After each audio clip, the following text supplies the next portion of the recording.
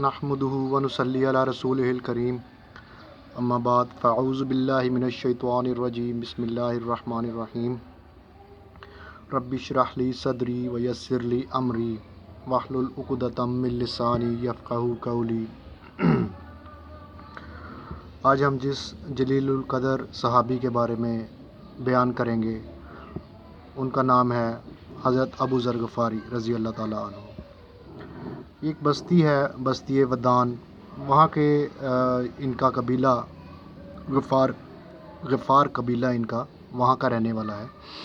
تو یہ جو حضرت ابو ذر غفاری ہیں اسی قبیلے کے رہنے والے تھے، اور اس کی اہمیت یہ تھی اس قبیلے کی، اس بستی کی، کہ عرب کے جتنے بھی قافلے گزرتے تھے، شام جاتے تھے یا جس بھی علاقے میں جانا ہوتا تھا تو وہ یہاں پہ قیام کرتے تھے۔ تو ان کی جو اس غفار قبیلے کی معیشت کا دار و مدار بھی اسی چیز پہ چلتا تھا کہ قافلے وہاں پہ رہتے تھے اور اپنا پیسہ وہاں پہ خرچ کرتے تھے ان کی بستی میں، ان کے قبیلے میں۔ تو جو حضرت ابو ذر غفاری ہیں یہ بیسیکلی ایک شروع سے ہی ایک اچھے انسان اور بتوں سے نفرت کرنے والے انسان تھے۔ تو جب انہوں نے اپنا سفر شروع کیا دین اسلام کا، تو یہ مختصر سا ایک قصہ ہم نے بیان کیا ہے حضرت ابو ذر غفاری کے بارے میں۔ جب حضرت ابو ذر غفاری کو پتہ چلا کہ مکہ میں حضرت محمد صلی اللہ علیہ وسلم کا ظہور ہو چکا ہے، ایک ایسے نبی کا ظہور ہو چکا ہے جو لا الہ الا اللہ کی طرف دعوت دیتا ہے، تو حضرت ابو ذر غفاری نے اپنے بھائی جو انیس تھے ان کو کہا کہ آپ عرب مکہ میں جائیں اور دیکھیں جو نیا نبی آیا ہے وہ کیا بات کرتا ہے، ان کی محفل میں بیٹھیں، غور کریں اور باقاعدہ اس کا مشاہدہ کریں۔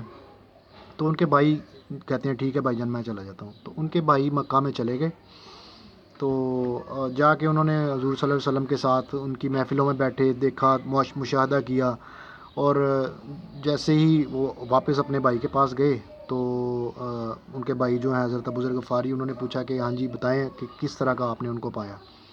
تو حضرت ابو ذر غفاری کے جو بھائی ہیں حضرت انیس، انہوں نے بتایا کہ وہ تو بہت اچھے نبی ہیں اور لوگوں کو اچھے اخلاق کی طرف دعوت دیتے ہیں اور اچھی باتیں بتاتے ہیں اور خدا کی عبادت کرنے، ایک خدا کی عبادت کرنے کا کہتے ہیں۔ تو حضرت ابو ذر غفاری نے پوچھا کہ وہ اپنا لوگوں کی کیا رائے ہے ان کے بارے میں۔ تو ان کے بھائی نے کہا کہ لوگ تو انہیں نجومی یا جادوگر سمجھتے ہیں۔ تو حضرت ابو ذر غفاری نے کہا کہ میں جو تم نے بیان کی ہیں یہ باتیں، مجھے اس سے تشفی حاصل نہیں ہوئی، تو میں خود جانا چاہتا ہوں مکہ میں اور جا کے دیکھتا ہوں۔ تو میں سفر کروں گا مکہ کی طرف، عرب کی طرف، تو آپ جو ہے وہ میرے اہل و عیال کا خیال رکھیے گا۔ ان کے بھائی نے کہا ٹھیک ہے۔ تو وہ جب چلے گئے، خود سے گئے مکہ میں، تو لیکن ان کے بھائی نے یہ بھی کہا کہ جو قریش والے ہیں، جو ان کے وہاں پہ لوگ ہیں، اہل مکہ ہیں، وہ بہت ظالم ہیں، جو حضور صلی اللہ علیہ وسلم سے میں دلچسپی لیتا ہے یہ اس کو مار دیتے ہیں، قتل کر دیتے ہیں۔ تو حضرت ابو ذر غفاری کہتے ہیں چلے گئے ان کو خود ملنے حضور صلی اللہ علیہ وسلم کے پاس۔ جب مکہ کے پاس پہنچے تو ان کے دل میں یہ خیال آیا کہ یہ لوگ کہیں مجھے مار ہی نہ دیں۔ تو بہرحال وہ چلے گئے، ایک مسجد میں جا کے انہوں نے پناہ لی، بیٹھے اور حضور صلی اللہ علیہ وسلم کی خدمت میں حاضر ہونے کی کوشش کرتے رہے۔ لیکن وہ کسی اپنے ایک خوف تھا ان کے اندر، تو انہوں نے کسی سے پوچھا نہیں کہ حضرت محمد صلی اللہ علیہ وسلم کہاں پہ ہیں اور کون ہیں وہ۔ بہرحال وہ سارا دن اسی طرح پھرتے رہے، اور شام کے وقت وہ جب رات ہوئی تو مسجد میں ہی سو گئے۔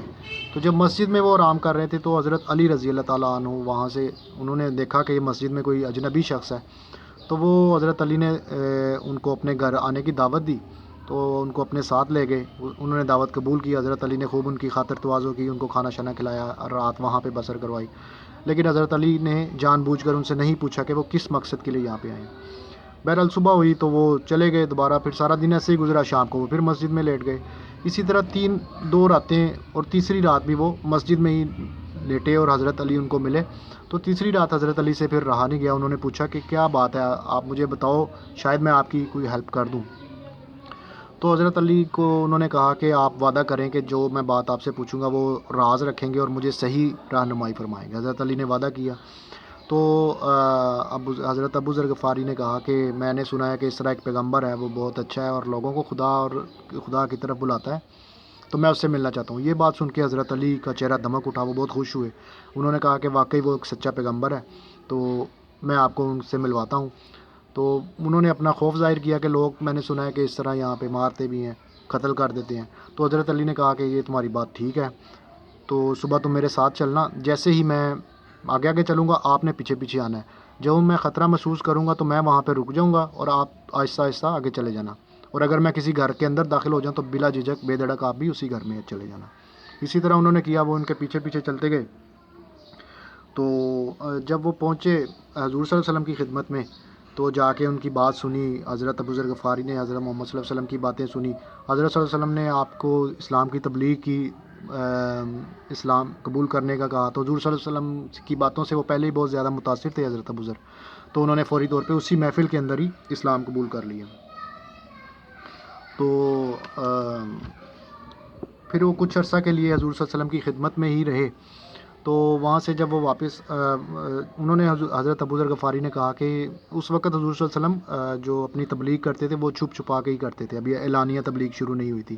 تو حضرت ابو ذر غفاری نے کہا کہ ہم لوگوں کو یہ تبلیغ اعلانیہ کرنی چاہیے، کیونکہ ہمارا دین سچا ہے تو ہمیں کسی سے ڈرنے کی ضرورت نہیں ہے. لیکن حضور صلی اللہ علیہ وسلم نے ان کو بڑے ہی پیار سے، محتاط طریقے سے ان کو منع کیا کہ ابھی ایسا نہ کرو.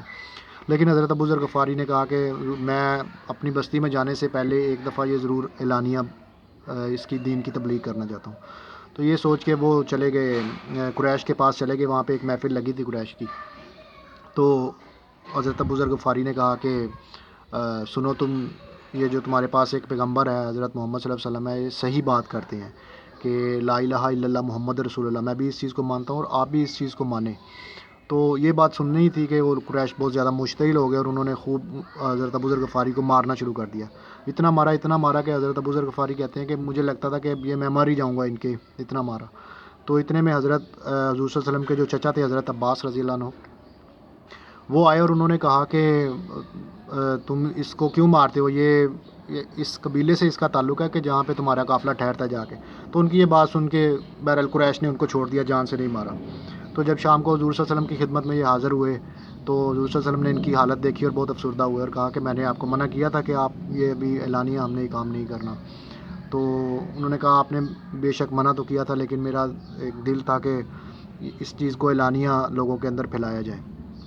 بہرحال حضور صلی اللہ علیہ وسلم نے کہا کہ ٹھیک ہے، اگر تمہارے کے اندر اتنی چاہت ہے اس دین کی تو آپ اپنی بستی میں چلے جاؤ اور اپنے لوگوں میں جا کے تبلیغ کرو. جب تم سمجھو کہ تمہاری بات لوگوں نے سمجھنی شروع کر دیا، اس کے بعد آپ میرے پاس آنا. تو حضرت ابو ذر غفاری نے کہا ٹھیک ہے. حضرت ابو ذر غفاری اپنے گھر چلے گئے، واپس جا کے اپنے بھائی کو تعلیم دی اپنے بھائی کو اسلام کی تعلیم دی، تبلیغ کی، اور ان کا بھائی جو ہے فوراً مسلمان ہو گیا. ان دونوں نے مل کے پھر اپنی والدہ کے پاس گئے اور والدہ کو یہ سارا بیان کیا، اور والدہ بھی ان کی کہا کہ بالکل جو تم کہتے ہو یہ دین ٹھیک ہے، تو میں بھی یہی دین قبول کرتی ہوں. اسی طرح انہوں نے اور لوگوں کو بھی تبلیغ کرنا شروع کر دی. بہت سارے لوگ مسلمان ہو گئے. کچھ لوگوں نے ابھی اس لیے اسلام قبول نہیں کیا کہ انہوں نے کہا کہ جب یہ پیغمبر ہجرت کر کے مدینہ کی طرف آئے گا اس وقت ہم اسلام قبول کریں گے. تو آہستہ آہستہ وہ بعد میں ان لوگوں نے بھی اسلام قبول کر لیا اور یہ سارا قبیلہ مسلمان